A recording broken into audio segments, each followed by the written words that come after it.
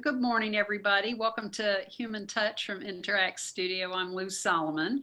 This is a free bi-monthly series now as we move into the fall, devoted on authentic communication. My friend, Dr. Mark Kelso, is our guest this morning. I'm so excited about this. He is an award-winning professor at Queen's University of Charlotte, my beloved alma mater. He is the right fellow to talk with us this morning because, gosh, he teaches a variety of courses. Listen to this. He teaches campaigns and elections. I'd like to audit that one. Environmental politics, plus Congress and the presidency. Oh my goodness. Mark is currently working on a series of articles exploring how partisanship affects presidential elections on environmental policy. Wow. So he is published many times over. Mark is a global traveler. He's won lots of awards. And before we even get started, Mark, I would like to ask just how you're doing. I mean, this year is so hard on universities, and certainly folks have gotten the brush with COVID here and there. I hope your family's safe. How are you doing? We're doing all right. Last spring, Queens ended, I think it was sometime in March. We had hoped to come back for the fall, but that just didn't work out. So we're online teaching. My wife is an administrator for Charlotte Mecklenburg Schools. Oh. So she's mostly home as well. But fortunately, we have not had any immediate health problems. Certainly, we know people, and some people in the extended family have contracted the COVID virus, but so far so good as far as we're going.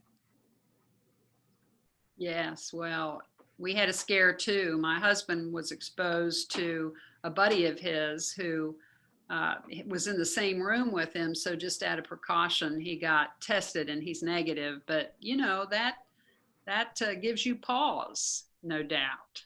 So, okay, well, Mark, 2020 is that year that we just could never have imagined. And certainly the election that looms is no exception to that year that we couldn't have imagined. So I would like just to begin with generally what you believe to be the issues that matter most in this election. So if we had had this conversation a week ago, I would have said COVID and health-related issues, the economy, and social, racial justice, something like that. Of course, in the past week, a fourth issue has vaulted to the top, perhaps, the Supreme Court nomination, and that touches on so many other things, not only the social issues, but also healthcare. The fate of Obamacare, may be decided based on this Supreme Court nomination. So I think those are the biggest ones. I think in terms of how each of the candidates fares on each issue, I think that the COVID and the healthcare issue is one that very strongly favors Biden. Poll after poll shows that Americans seem to be very dissatisfied with the Trump administration's response to COVID. And that's not true of all elected officials. Some governors, for example, are getting very high marks. Some other leaders around the world are giving very high marks. But in this particular case of the US, the Trump administration has not gotten a positive feedback. So I think that issue favors Biden. The economy is a very strange one. Ordinarily, as we are in the midst of a recession, and in some cases a very severe recession, we would say that's almost game over. In fact, I cannot think of a case, historical case or recent case, where a president has been reelected in the midst of the recession. However, because that is so tied up with COVID, it's unclear about how much the voters are going to blame the Trump administration for the economy. On the racial or social justice issue, I think it's kind of split, depending on how you, whether it's peaceful protesters with a legitimate grievance or violent protesters rioting. And I think the Supreme Court issue is very interesting. We don't know exactly how it's going to play out, but it could really be a great thing for either side, or it could be a total wash. Yeah. Yeah, that's what I was going to ask you with the debate coming up on Tuesday. Just historically, how much impact do those debates have? Has it over time increased since we're in such an emotional year? Or what do you said it could be a total wash? Well, the debates since 1960 have been, except for the couple years they didn't have them, they have been probably the most hyped things in the presidential election. The irony is that very rarely have they really made a huge difference in the outcome. Now, there was one prominent case that some of you may be old enough to remember. In 1980, Jimmy Carter and Ronald Reagan debated. And because of some controversies over the format and things, it didn't happen. There was only one debate between those two, and it happened a week before the election. And in the minds of most people, most commentators, voters, et cetera, Ronald Reagan won a decisive victory, and it basically kind of turned a somewhat close election into a complete landslide for Reagan. So in 1980, it made a huge difference. However, most of the rest of the time, you don't see, debates aren't the game changers. In fact, you have some instances where someone can do very, very poorly in the first debate and still go on to win the election. In fact, our last two incumbent presidents in 2004, John Kerry and George W. Bush, debated. And again, in the minds of almost everyone, John Kerry won a decisive victory in that first debate. In the end, George W. Bush ended up getting reelected. You saw the same thing in 2012. In the first debate, Mitt Romney won a very decisive victory over Barack Obama. But in the end, it didn't make that much difference. The one caveat I might say with that, though, is one debate you can recover from. If you do poorly in all the debates, I think it might have an effect. But for example, in 2012, Barack Obama recovered fairly quickly in the last two debates, and I think that made a big difference. But one debate's not necessarily a killer unless it's the only debate. Yeah. As students of communication, me and my teammates are always curious about the conversation the day after a debate, because what people talk about is the body language, the size, the rolling of the eyes, it's not the issues nearly as much as it is how someone's presence is interpreted as defensive or encroaching on somebody's space. That's what we talk about. You have the famous historical example of 1960 and the first debate where John Kennedy and Richard Nixon debated. What a lot of people don't realize is that Richard Nixon was actually recovering from very serious illness right before that debate. So one of the reasons he didn't look that great. But it's so interesting because, you've probably heard the story that the people who listened on radio thought Nixon won. But to your point, Lou, the people watched on television just because Kennedy came off as more charming and everything else, and Nixon was ill and he didn't look great. The people watched on television gave it to Kennedy. One thing I want to point out here, what makes this kind of a different situation than some other years, and we can kind of come back to this, perhaps 2% of people in North Carolina have already voted, according to the State Board of Elections. And by next Tuesday, it might be even higher. So in this particular election, probably by the debate's end, when they end sometime in October, you might have a third, a quarter, some significant percentage of people who have already gone to the polls. And that's going to probably limit the impact of the later debates as well. Wow, that's so interesting. Well, with the big swirl around the Supreme Court nominee, what role will women play in this election? Huge role. Well, beginning in 1980, we started to see something called a gender gap in American presidential elections. And the gender gap is simply the tendency for women and men to diverge in their presidential choices. So the women, since 1980, fairly consistently have preferred the Democratic candidates. In fact, I think in every election except one or two, if only women had voted, Democrats would have won. Whereas Republicans have have dominated them among male voters. In 2016, the gender gap was 24 points. In other words, I think it was something like women went for Hillary Clinton by 13 points and men went for Donald Trump by 11. That's the largest in history. Wow. And most people expect that to be similar today. I was actually just looking this morning, some polling data from the New York Times, and I think it was Iowa, Georgia, and Texas. And, you saw the same phenomenon. I mean, women are going for Biden by 13, 14 points. Men back Trump by, a similar margin. And it's important to keep in mind because of two things. One, women live a little longer than men do, and thus there are more women in American society of voting age. And two, because women vote at a slightly higher rate than men do, in most states, and I think this is definitely true nationally, women are the majority of voters.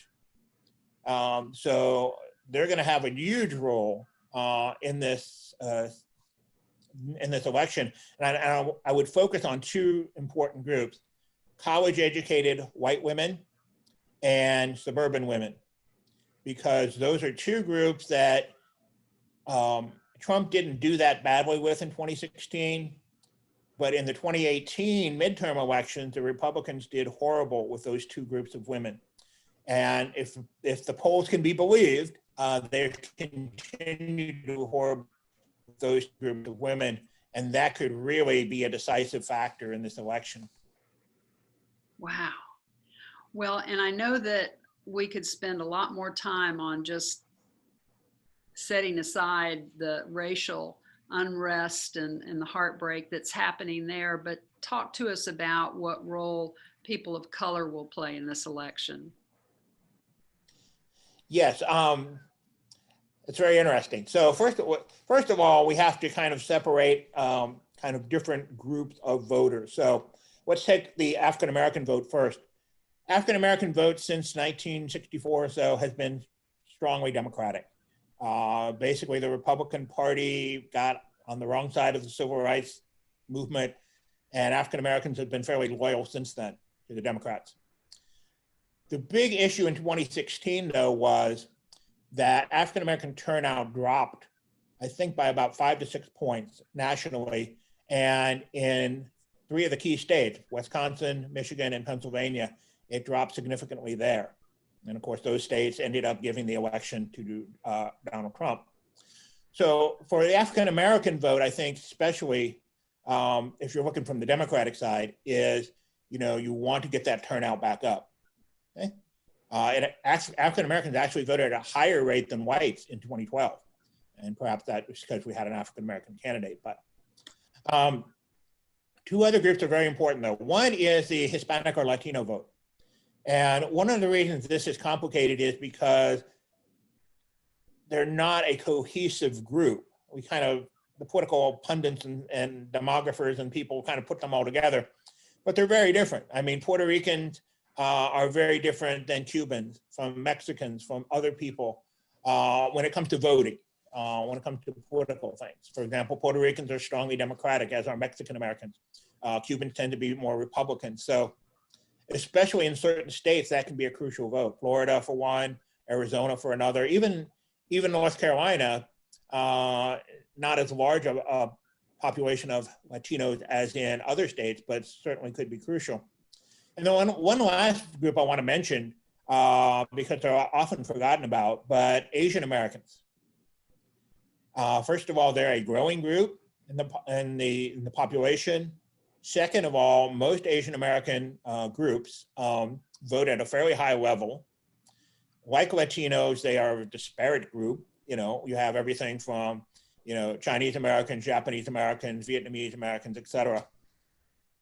But the one thing I find interesting as a political scientist is this is one group that has changed dramatically in recent years. If you go back to the elections in the 90s, Asian Americans as a bloc tended to support Republicans very strongly.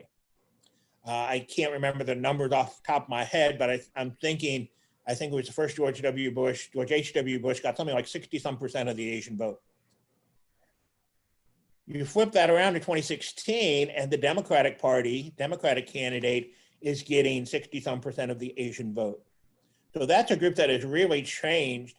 And again, it's crucial in some states that have larger Asian populations. But it's often a group that gets kind of ignored by the media. Yeah. Yeah. Well, there is so much being said about the mail, and that is just one of what has been called barriers to the ballot box. Should we be worried about a catastrophe in November? Wow, that's a great question. I'm not sure I have the answer. Why don't I start off by talking about North Carolina? Because if you've read the paper or looked at the news this morning, we have we're in the national news because I think it was yesterday, two Republican members of the Board of Elections resigned, claiming that a settlement that was reached, I think a day or two ago, that made some slight alterations in voting rules for North Carolina was unlawful or whatever.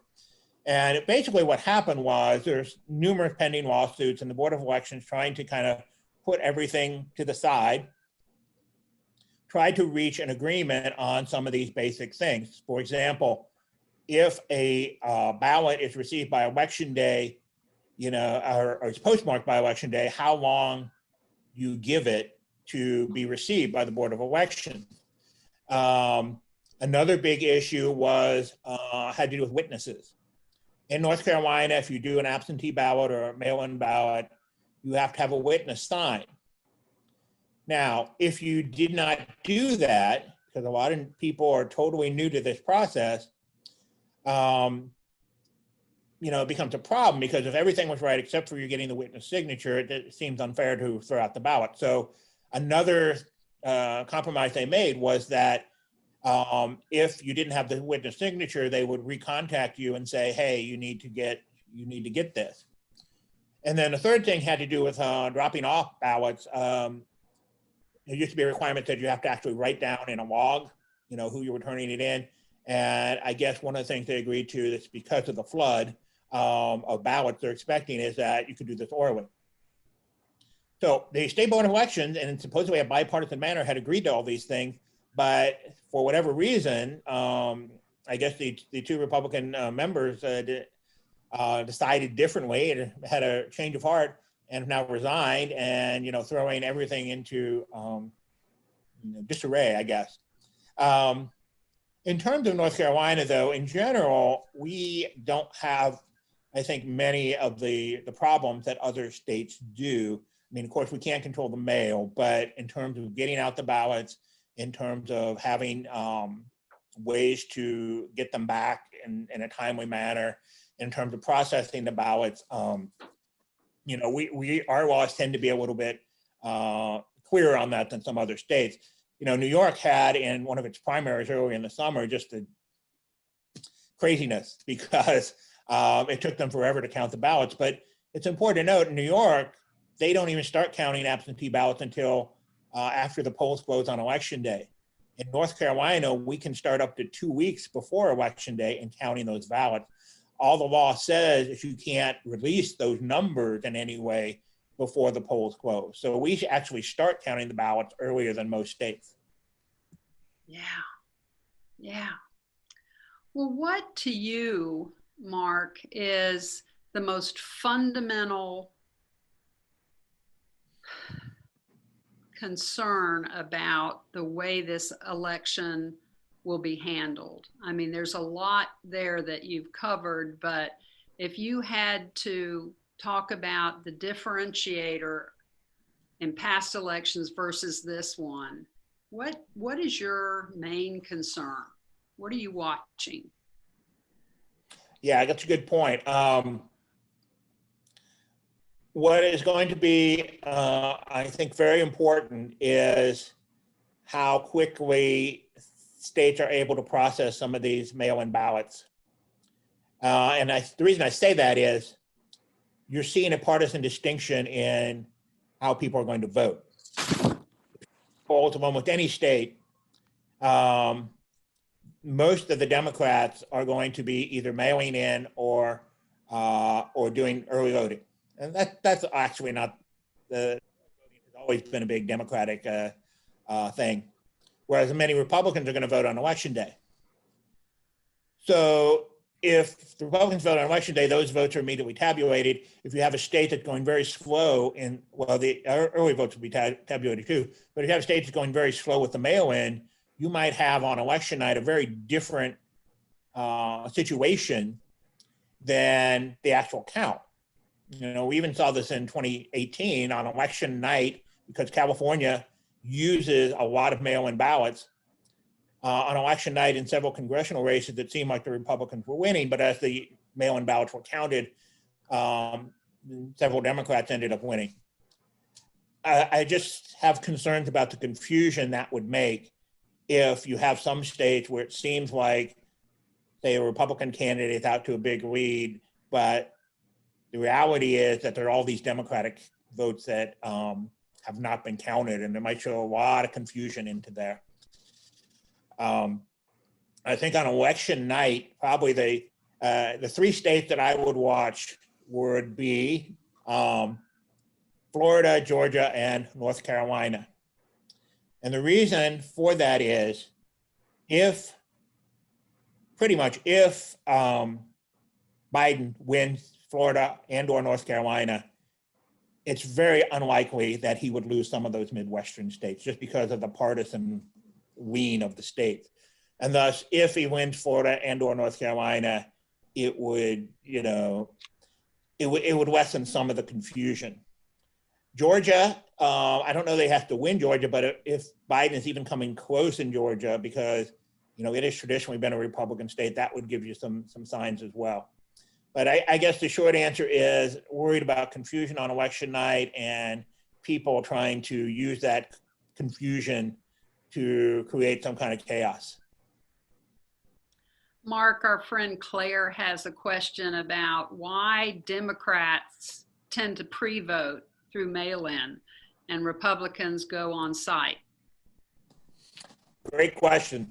So traditionally, when states kind of created early voting, some of the Democratic political strategists said, this is great. We can bank votes early and we won't have to worry about doing all this stuff on election day.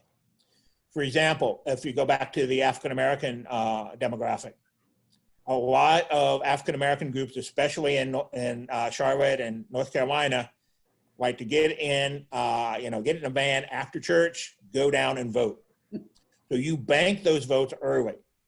For whatever reason, the Republicans have never been as strong with that. I guess maybe they feel that election day was sufficient for them. Usually higher turnout favors the Democrats, so maybe that's part of it too. So Democrats have always been, at least in however many years we've had early voting, have been more excited about the early voting. I think what's happening this year, though, is that I think there's a partisan distinction in how they see the coronavirus. Certainly, Democrats in general, Democratic voters tend to see this more seriously or taking it more seriously. Republican voters are not. So I think Democrats are, changing their behavior a little bit based on the virus as well. Got it. Well, gosh, Mark, thank you so much. I mean, this has just been fascinating, and taking time to be with us is, I'm grateful to you. It's been wonderful and insightful. Oh, you're welcome. It was fun. Yeah. Well, please plan to. Thank you for having me. Oh, listen, anytime. We'll have you back. Let's have you come back after the old thing Okay. run out.